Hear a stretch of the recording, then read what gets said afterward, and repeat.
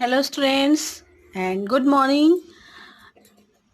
आपको बहुत बहुत बधाई कि आप सबने 7th क्लास पास कर ली है और आप 8th में आ गए हैं। तो 8th में आपका स्टैंडर्ड भी बढ़ गया है, आप उम्र में भी 1 साल बड़े हो गए हैं और हम आपसे ये अपेक्षा करते हैं कि आप 8th स्टैंडर्ड में अच्छे से पढ़ाई करें और संस्कृत जो आपका एक सब्जेक्ट है और साथ साथ ही ये लैंग्वेज है, तो ये आप अच्छे से पढ़ने का और समझने का प्रयास करें। और हम तो आपके जो प्रश्न है उनका उत्तर देने के लिए हम हैं ही, है ना।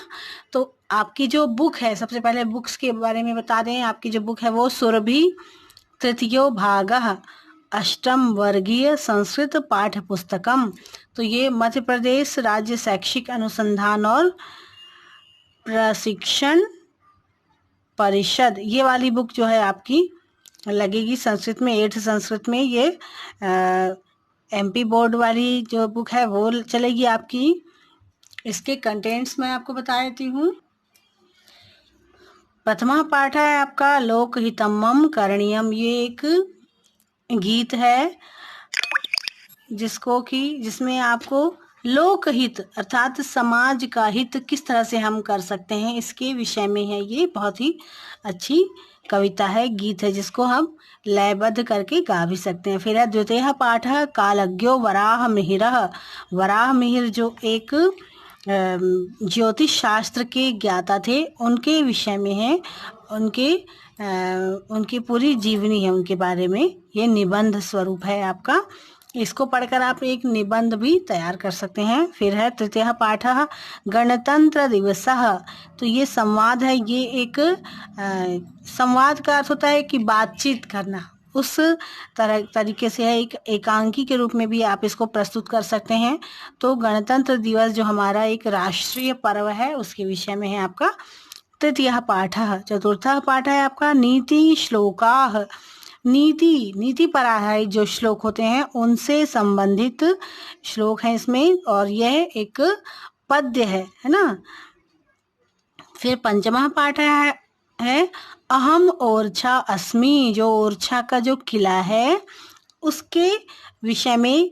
ओरछा का किला जो है स्वयं अपनी कहानी सुना रहा है, आत्मकथा ओरछा ने अपनी आत्मकथा कही है इस पाठ के माध्यम से। तो ये बहुत अच्छा आपका चैप्टर है, इसको पढ़ने में आपको बहुत आनंद आएगा। षष्ठा पाठ है स्वामी विवेकानंदा।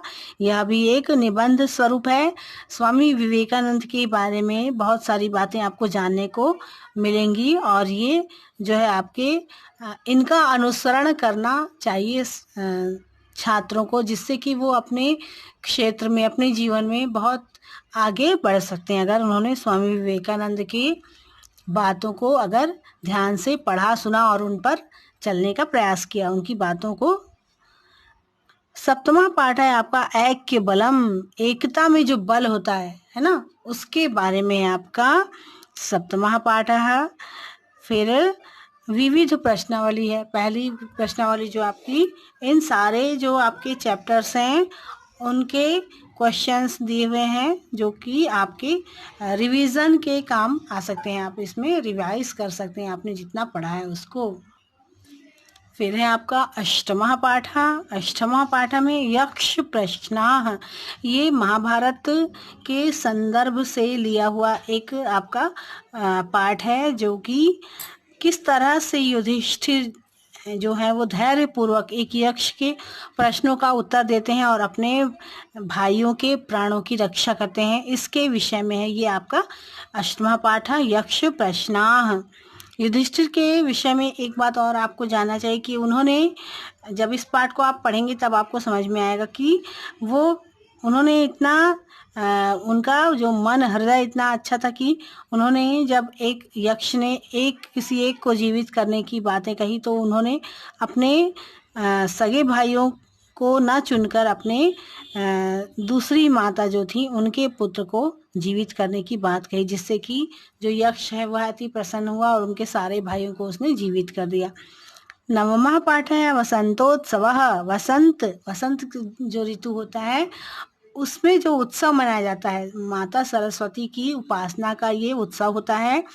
ये एक गद्य है ना। तो इसके विषय में है आपका नवमः पाठः। दशमः पाठः है आजाद चंद्रशेखरः। चंद्रशेखर आजाद के विषय में है अगला पाठ आपका दशमः पाठ। किस तरह से उन्होंने देश सेवा की और अपने प्राणों का उत्सर्ग स्वयं ही कर दिया।